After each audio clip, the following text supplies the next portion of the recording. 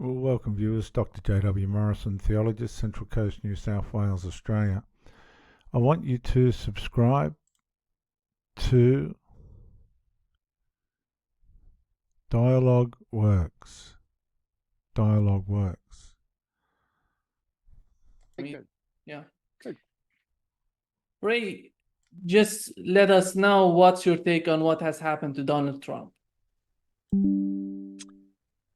Okay, so this man is talking with Ray Mcgovern.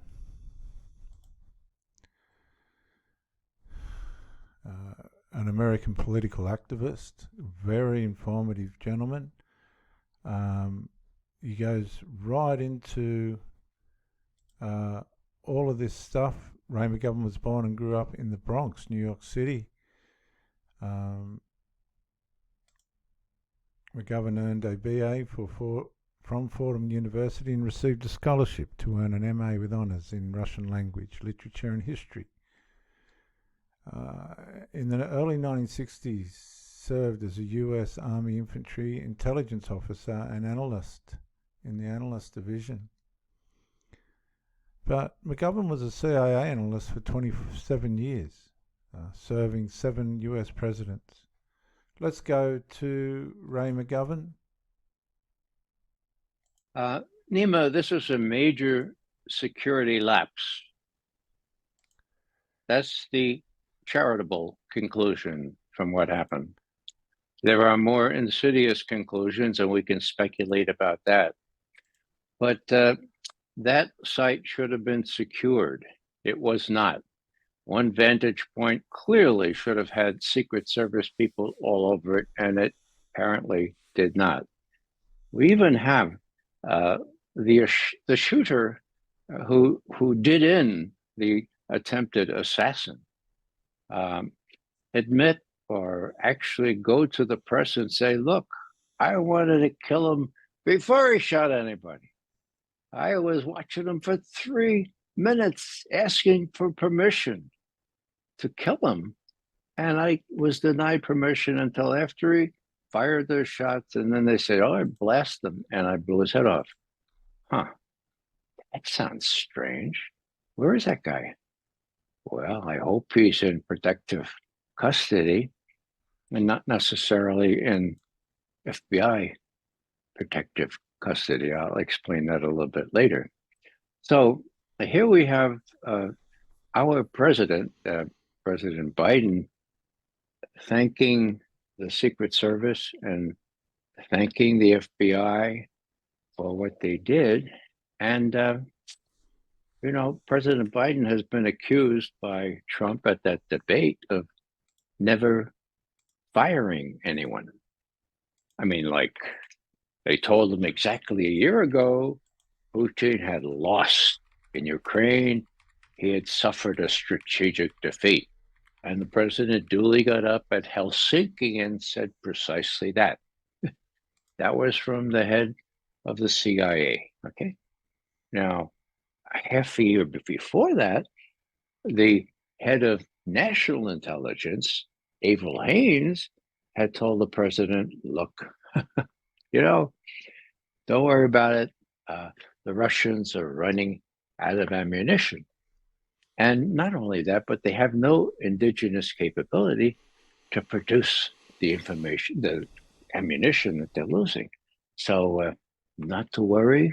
The Russians and the Chinese, well, don't worry about that either because, well, they have meetings. That's what they do. They have meetings, a lot of meetings, and they discuss things, but don't worry about it. So what I'm saying is the same people who Biden depends on for intelligence briefings, you know, who's going to tell him what went down here with respect to the attempted assassination of Trump? So instead of doing what pretty much Trump challenged him to do, that is, fire somebody for God's sake. He didn't fire the head of the CIA. He didn't fire the head of national intelligence. Hey, they'll fire anybody, okay? So Here would be a chance. This is not my purview, but if I were president, I would have said, my God, this is a terrible security failure. Trump almost got killed. The people responsible for this are the Secret Service, the Homeland Security Director that runs the Secret Service, and the 5 people down the line to the guy on site there in Pennsylvania who was supposed to do adequate security. They're all fired. Okay, so let's just stop there.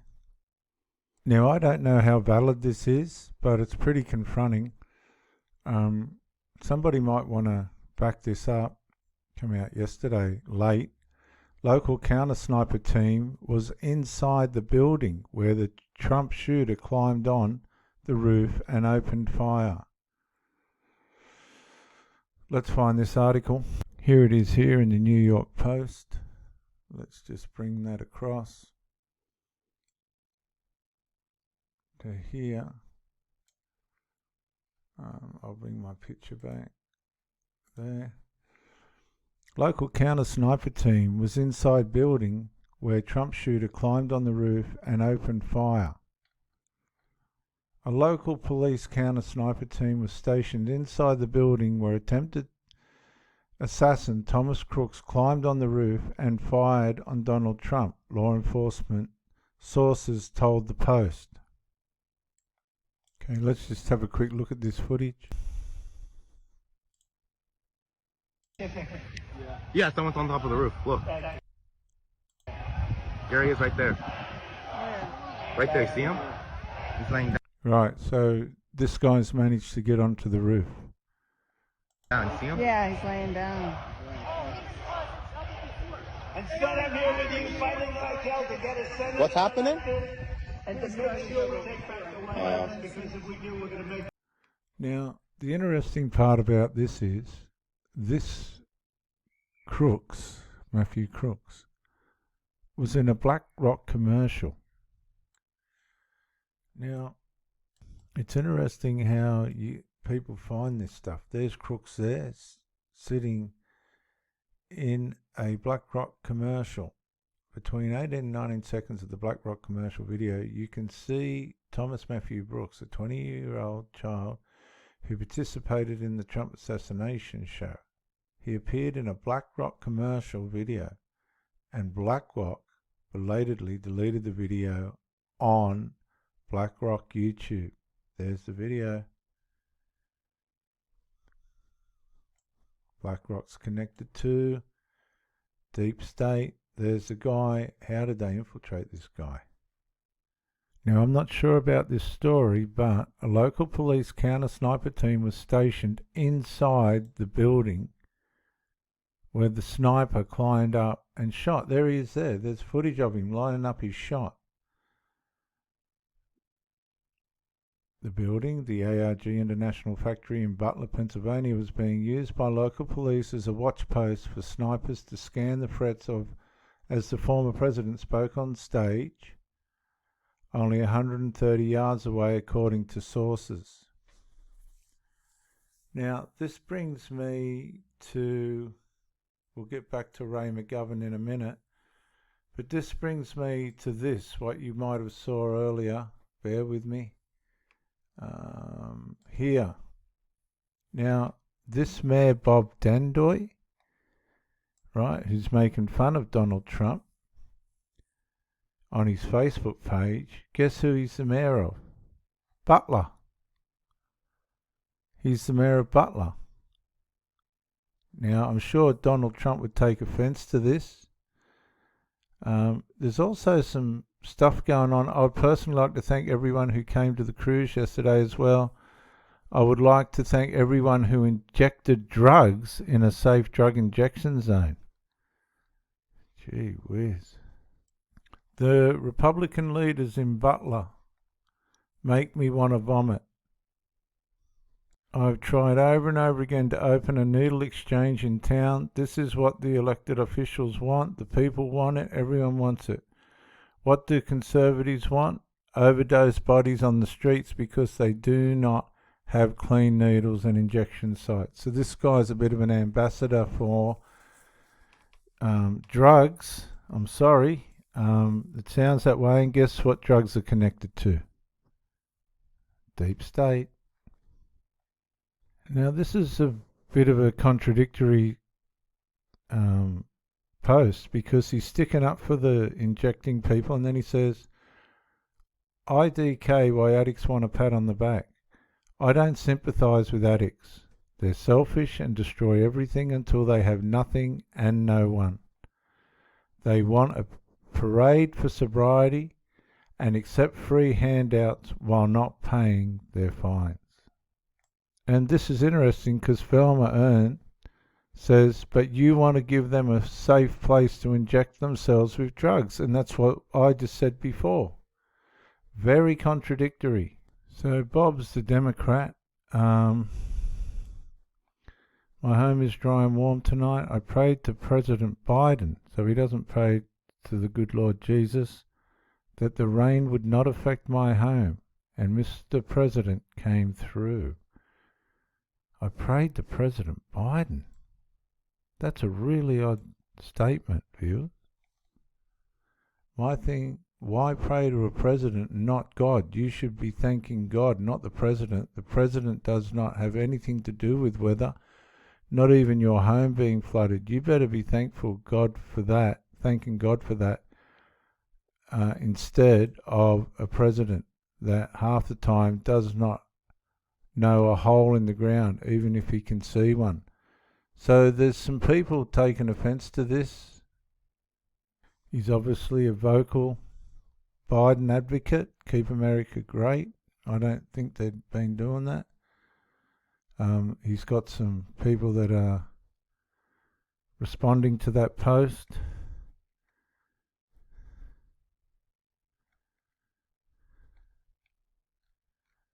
And then there's a post on the 9th. Gee, he's got a lot on the 10th.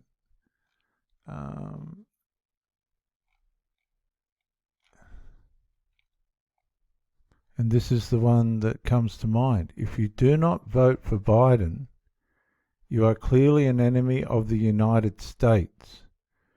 Trump is dangerous, and everyone knows it. You should be investigated to see if you had a hand in the attempted murder of Donald J. Trump.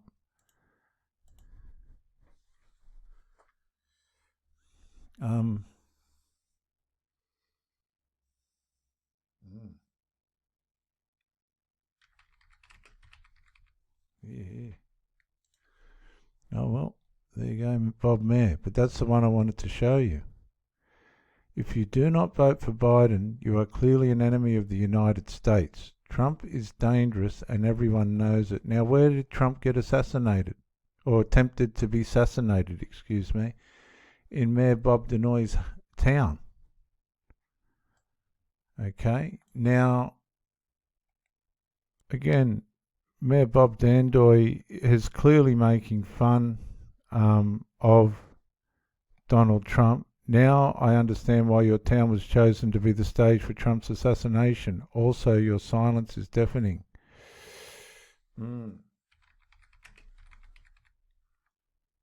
Here.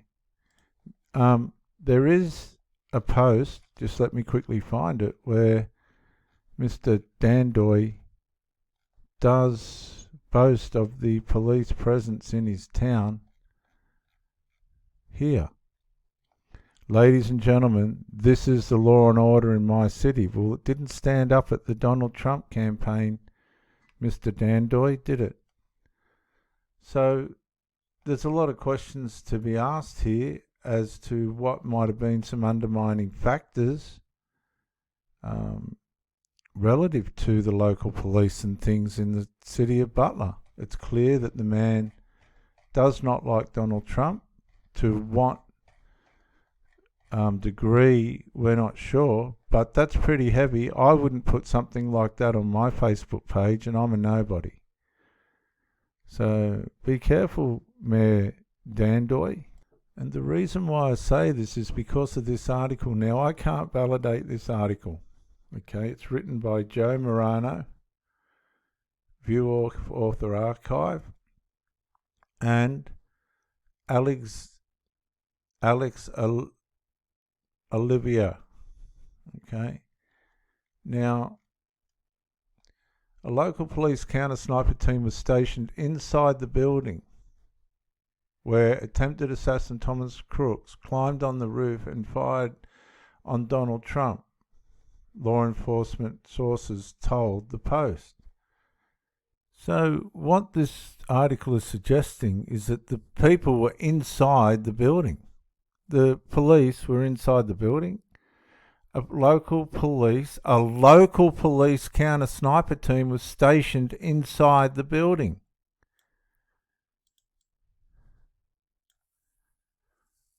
Gee whiz, they were stationed inside that building.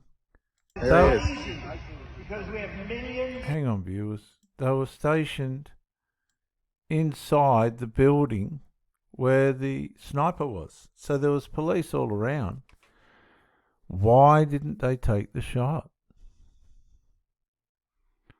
Crooks was able to scale the building unchallenged before firing off 8 shots with an AR-style assault rifle, grazing Trump in the ear. We know that.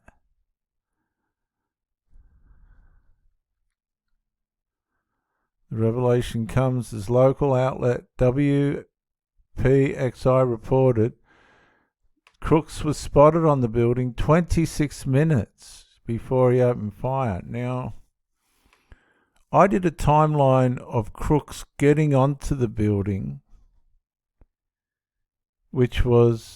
and he was starting to crawl forward, which took 2 minutes before he took a shot. 26 minutes seems exaggerated to me.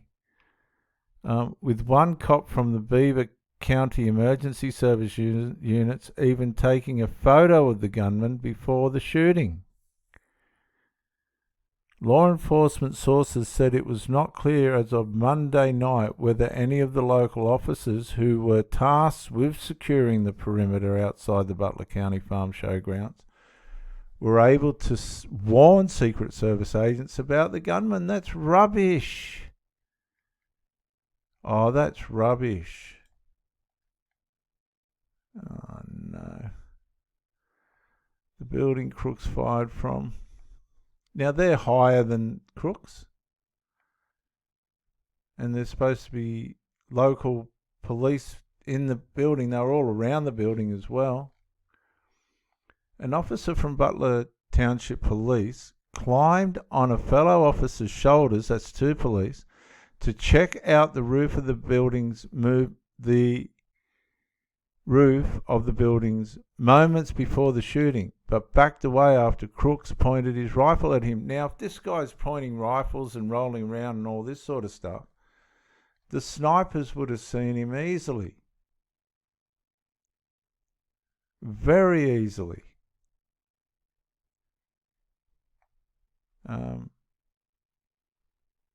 I'm not sure what's going on in that piece of footage. I don't want to get off track here.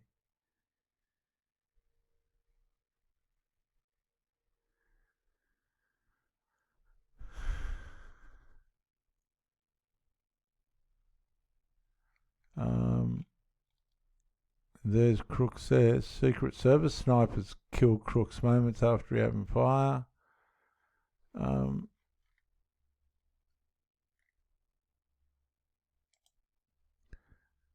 A variety of local police agencies were tasked with securing the area outside the Butler Farm Showgrounds where Trump spoke, with the Secret Service representative Anthony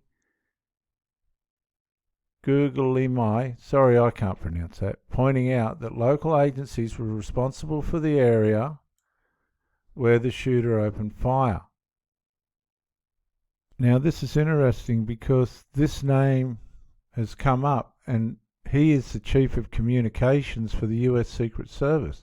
He headed the comms, Chief of Communications for the United States Secret Service. So where did the communication break down between the local police and the Secret Service? My goodness, I wouldn't want to be one of these people trying to work this out. Look, bombshell. Secret Service replaced Trump's permanent detail with temporary agents for Butler rally. Oh, it just gets worse and worse.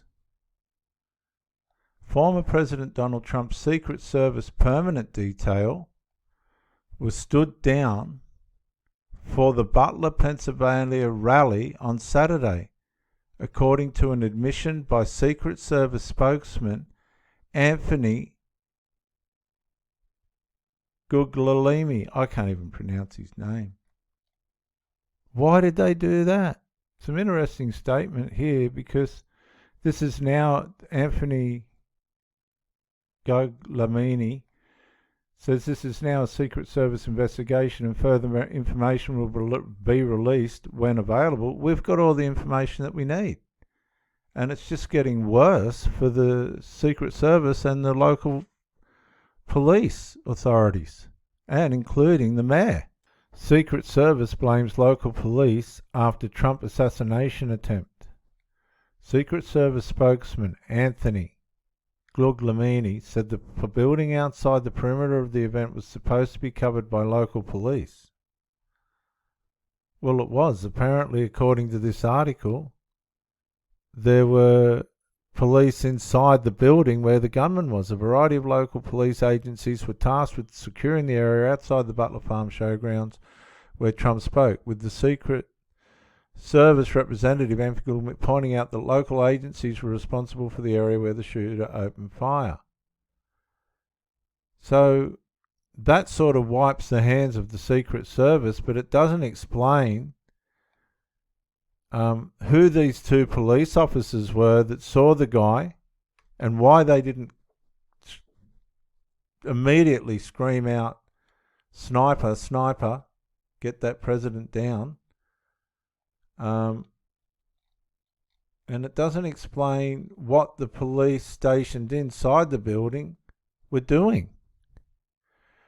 A local police counter-sniper team was stationed inside the building where attempted assassin Thomas Crooks climbed on the roof and fired on Donald Trump. Now, if we go back here, you'll see a little tank or something between those two buildings.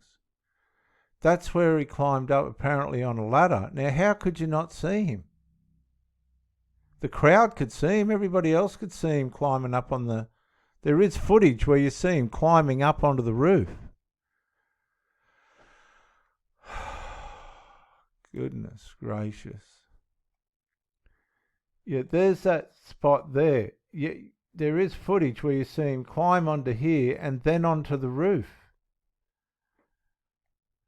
All right, and apparently this building is where the local counter-sniper team was stationed inside the building where attempted assassin Thomas Crooks climbed on the roof and fired at Donald Trump. There's people screaming that there's somebody on the roof. Oh my God.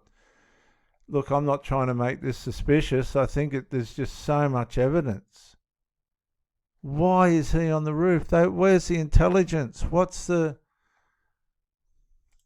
Let's go back to Ray McGovern. Or if he wanted to be kinder, he could say, well, we're putting you all on administrative leave until such time as we can figure how this terrible thing happened. Well, I would suggest that the smarter thing would have been fire them all. But, you know, kind of hard thing to do when these people are so powerful and you don't really understand, as I don't think Biden really does, how much control they have over him.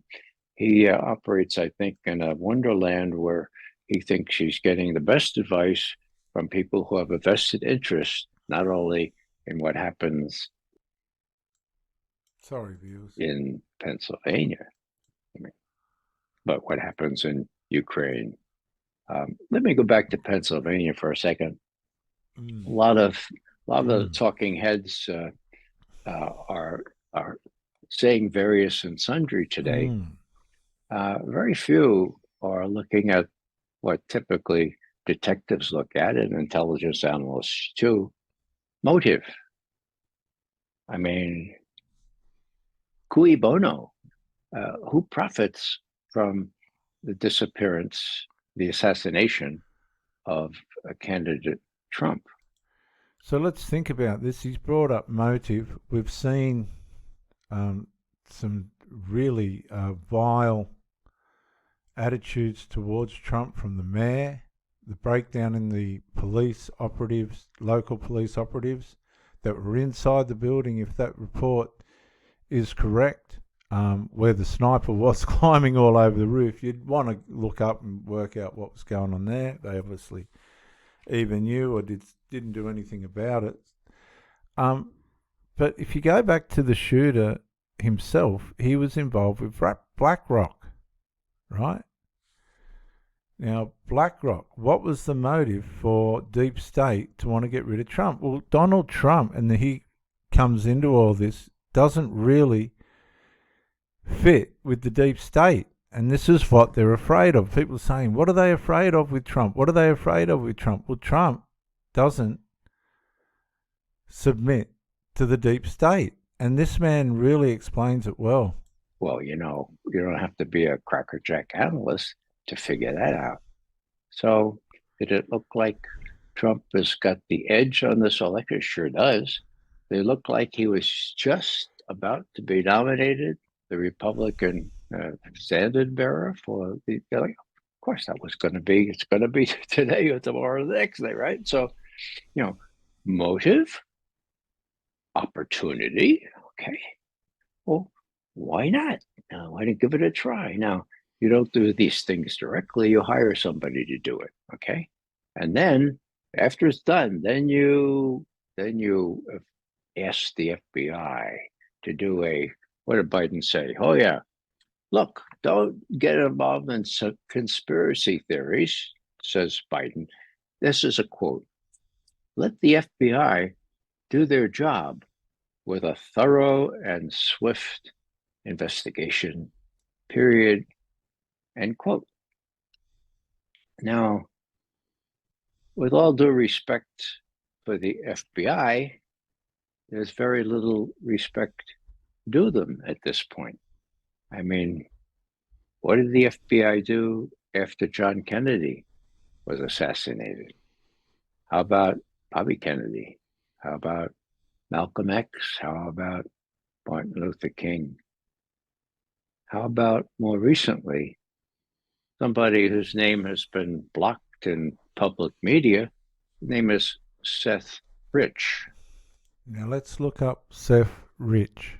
Now, Wikipedia, murder of Seth Rich. The murder of Seth Rich occurred on July 10, 2016 at 4:20 in the Bloomdale neighborhood of Washington, D.C. Rich died after an hour and a half after being shot twice in the back.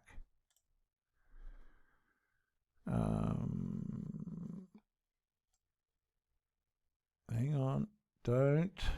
Oh dear. The perpetrators were never apprehended. Police suspected he had been the victim of an attempted robbery. Okay. Who was murdered on the streets of Washington, and nobody's supposed to talk about it. Okay. What happened? Well, it was a robbery, but the thieves forgot to take anything from Seth Rich. Even his very expensive watch was still on there. Okay. So he died a couple hours later. And what happened to his laptop? Oh, nobody knows what happened. Oh, yeah, now we know. The FBI took it. Okay. And when various court proceedings required the FBI to come forth with what they had in their computers on Seth Rich, they said, we don't have anything. And then it was pointed out, well, they did have some. And then they said, oh, we have too much. We can't sort it all out. So this court case is still going on. And the FBI is delaying. And so that's what we call a swift and thorough investigation. Give me a break. Now, you can go right down the line. Let me just continue. There was Russiagate, and the pinpoint was Russian hacking of the Democratic National Committee, right? And what did James Comey do, the head of the FBI at the time? God, this is terrible, terrible. So I'm instead of sending my own investigators in there, we have some forensic investigators, but I'm going to farm this out to my best friend forever and Bob Mueller's best friend forever, a guy named Sean Henry, who worked for Mueller for 20 years as this high-tech guy and now runs a group called CrowdStrike. Okay, so I'm going to farm out to them. Now, we learned later, CrowdStrike looked into it, but never issued a report, a final report, never gave the FBI a final report on the forensic investigation of those DNC, Democratic National Committee computers, from which somebody extracted these very, very poisonous emails showing that Hillary Clinton, in a word, Hillary Clinton and the Democratic National Committee had stolen the nomination from Bernie Sanders, pure and simple, okay? Now, the question was how the Democrats would deal with it, and they decided, and it seems that Jacob Sullivan was the mastermind behind all this. He was working for Hillary Clinton as her main man, okay? He said, I know what we'll do to divert attention from the content of these emails. Again, they showed that Hillary and the DNC had stolen the nomination from Bernie Sanders. That's not an exaggeration. Read the emails, okay? How we divert attention is we'll say the Russians did it. The Russians hacked in and extracted those emails, and then they gave them to WikiLeaks. We don't like WikiLeaks either, so we get a twofer here. We'll get WikiLeaks, we'll get the Russians, okay? And that worked. And why did it work? Because the FBI was in on the thing from the beginning, knew that it was a cockamamie thing. And how can I be so sure of that? Well, Nima, what happened was this. There were some reputable Democratic representatives on the House Intelligence Committee, and they forced a meeting at which this fellow Sean Henry was compelled to testify under oath.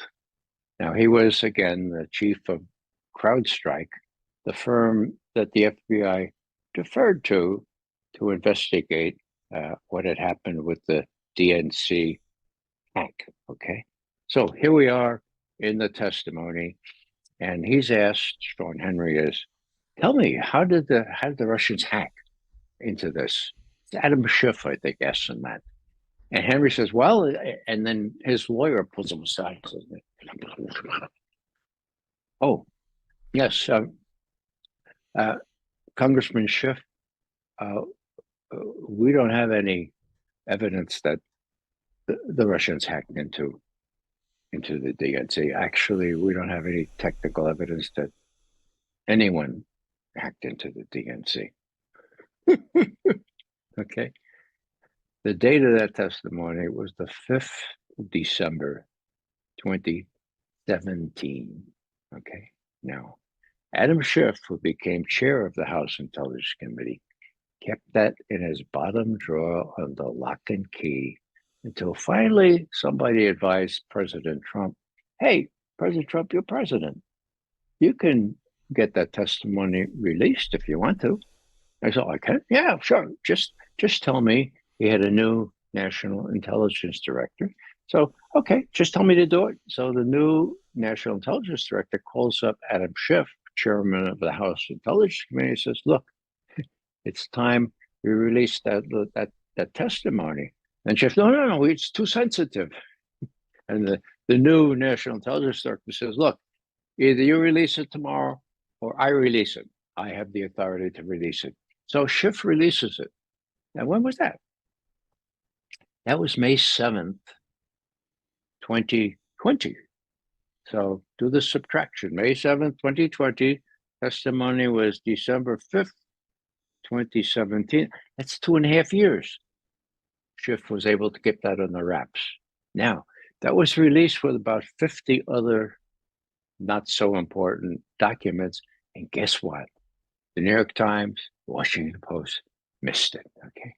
So from May 7th, 2020 to whatever today is, what is it, July 2024, the New York Times, the mainstream media, has kept secret the fact that there was no technical evidence by testimony of the CrowdStrike director that the Russians or anybody else hacked into the DNC. Conclusion? Well, as we veteran intelligence professionals for sanity said, in a formal memo on December 12th, 2016, okay, we said there could be no technical evidence, and we explained the reasons, and we used information from Ed Snowden. We had information from two former technical directors from NSA.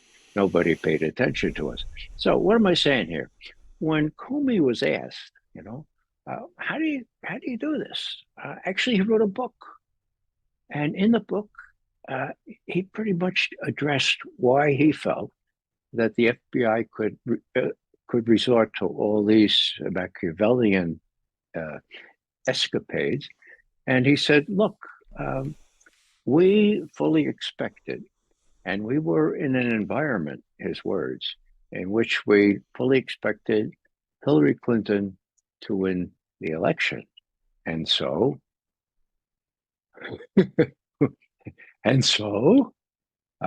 we'll be promoted. We'll be commended. We'll get a salary increase. We won't get indicted, for God's sake. And what happened? Oh, she lost. And it's been backfilling ever since. Now, what about Seth Rich? Oh, that's a live wire. You're not supposed to say his name, okay? You're a conspiracy theorist. Now, why is that? Well, because Seth Rich was murdered, okay? And most people have only one candidate for the person in the Democratic National Committee computer department that had access to the emails that were given to WikiLeaks. So what clearly happened, in my view? Seth, or someone who felt really strongly about Hillary stealing the nomination from Bernie Sanders, for whom Seth Rich had worked previously, took a little thumb drive, stuck it in the computer, downloaded those emails, put it in his pocket, took it over the Atlantic to WikiLeaks and Julian Assange. That's clearly what happened.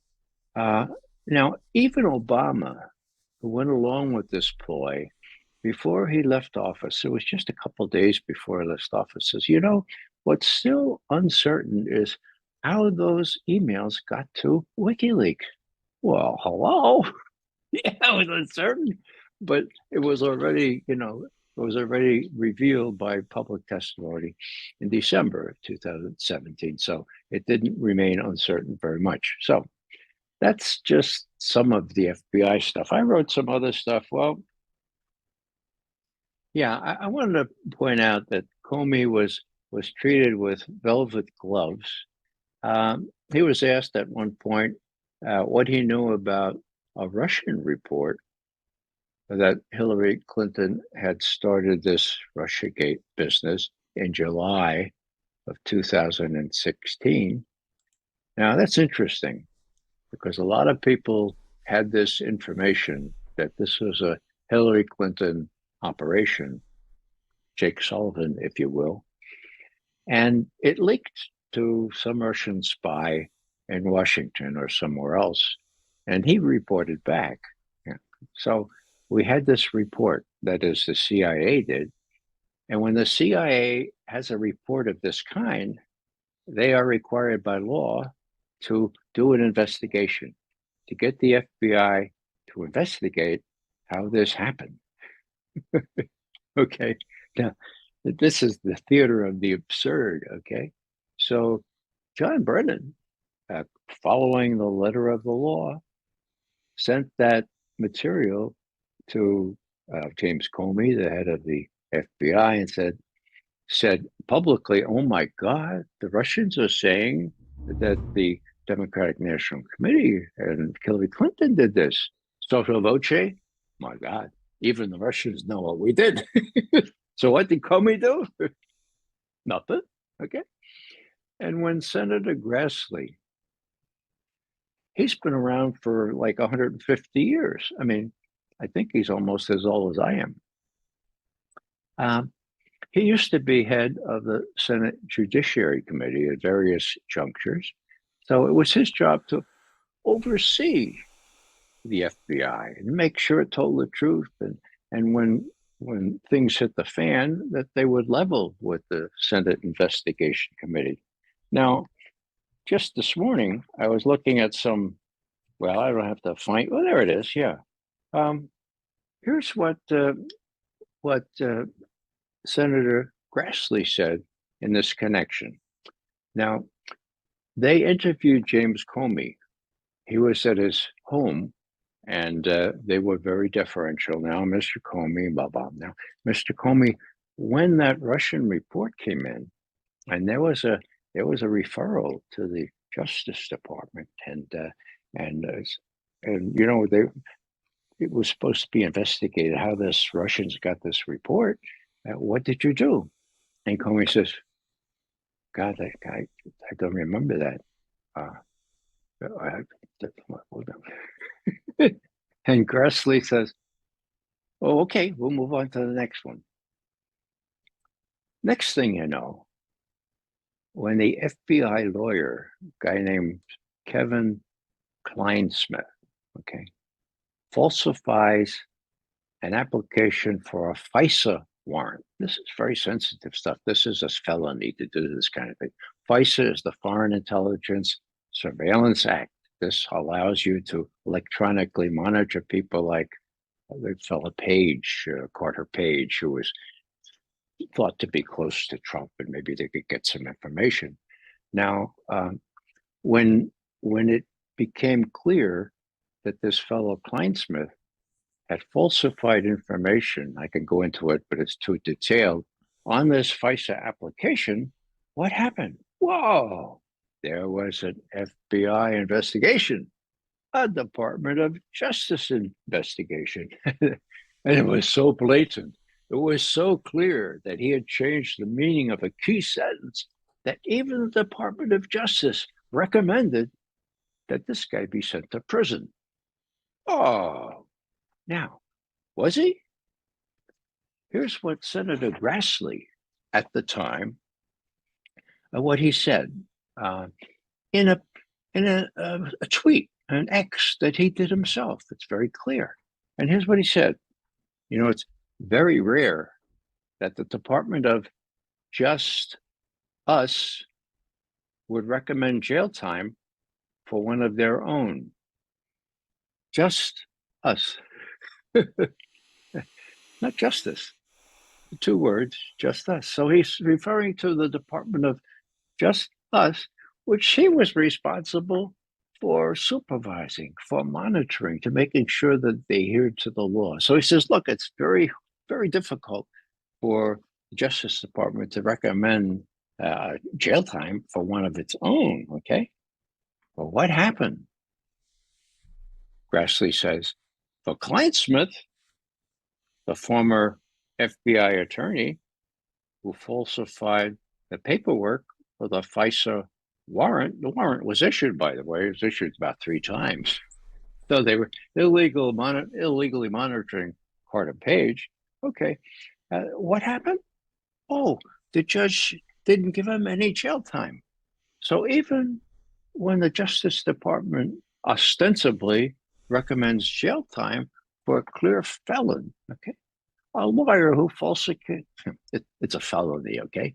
Then the district judge, the DC judge said, no prison time. His wife was pregnant, and besides, he didn't mean it. And as far as I know, his license has not been revoked, despite all this. So he's probably working somewhere in the White House right now. So there's an example of the fellow who's supposed to be monitoring the FBI just fessing up and say, well, it's actually, hey, folks, I'm on Twitter now. Who's going to read this? It's really not the Department of Justice. It's the Department of Just Us, okay? And this is what they do. And even when they ostensibly come through, give him jail time, of course, they tell the DC judge, look, his wife is pregnant. And so what I'm saying here is that giving the FBI the charter to investigate, in my view, investigate something that could well involve the FBI as well as the Secret Service. And the Secret Service, by the way, reports to the Director of Homeland Security. That's another bureaucratic indignity as a result of 9/11. Here's what Biden said to refresh memories. Let the FBI do their job with a thorough, swift investigation. Thorough, swift investigations are not what the FBI does in such delicate circumstances. So unless somebody comes in, unless the people directly involved fess up, which 2 of them have already done. I mentioned the shooter that was denied permission to take out the assassin for 3 minutes before he shot, and then they said, "Oh, okay, now you can blow his head off," and he did. Okay, but I didn't mention the Trump supporter, red hair, just